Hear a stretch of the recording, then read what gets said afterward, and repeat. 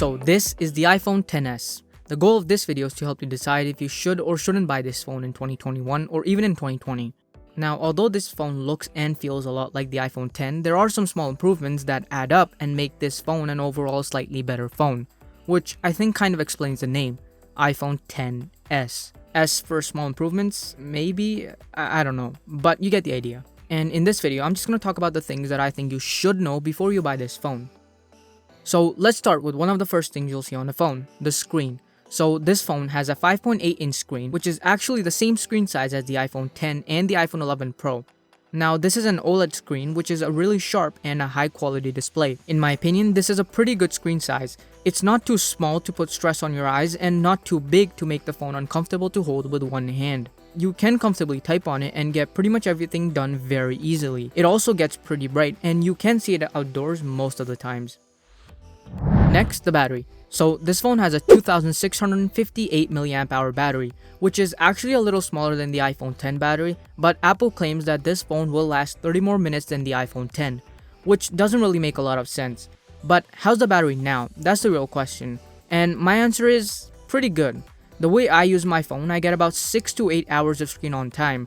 Now, it's important for me to mention that I wouldn't call myself a power user. I do watch a lot of YouTube and play some games, on average about 30 minutes every day, but they're not graphic intensive games. And also, this phone has 85% battery health, which is not great considering it's only 2 to 3 years old. So if you manage to find one with a little more battery health, you can expect a little more screen on time, which would be great. So I think the battery shouldn't be a problem as long as you're not a power user. And even if you are, I think a battery bank can easily solve the problem. Now, just before I start talking about the next thing, I want you to know that in the description below, I have linked some good cases for this phone that I recommend. So let's talk about the cameras.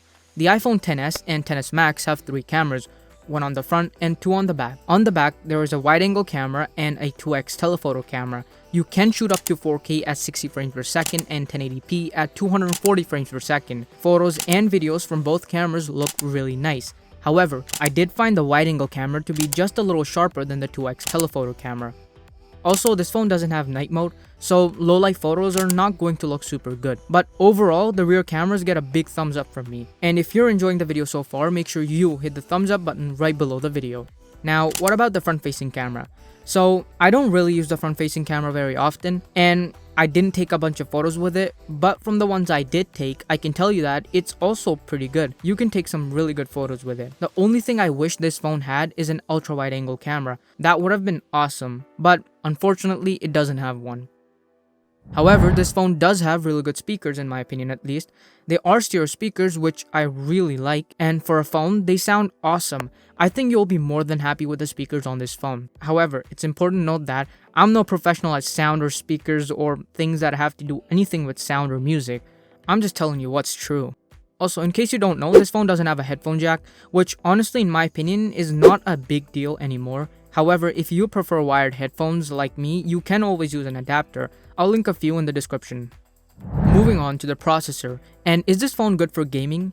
So this phone is running Apple's A12 Bionic processor with 4 gigs of RAM, which is a nice little upgrade over the iPhone X, which had 3 gigs of RAM.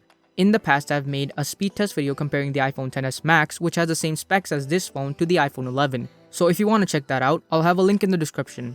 So as I mentioned earlier, I do play some games on this phone. They're not graphic intensive games, but I know for a fact that this phone can handle graphic intensive games with ease. You shouldn't have any problems.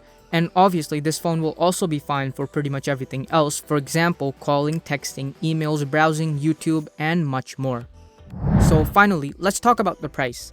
So at the time of recording this video, you can buy this phone for about 450 Canadian dollars. Now, this is definitely not a super cheap phone. Do I recommend it? Well, if it fulfills all your needs, then yes, absolutely, it's a great phone. If it has all the features you want, and obviously if it's within your budget, hell yeah, go for it. In my opinion, this phone is totally worth $450. And don't forget, cases in the description. Now, real quick, here are some of the smaller things you might want to know before you buy this phone. So, this phone has wireless charging. In case you didn't know that, Face ID is my favorite thing about this phone. It works exactly the way I expect it to work. The design is also really good in my opinion. I actually didn't really find the notch super annoying, and the sides are made from stainless steel, which is really nice. It's IP68 water resistant, and last but not least, the phone supports fast wired charging, and I believe it's up to 18 watts.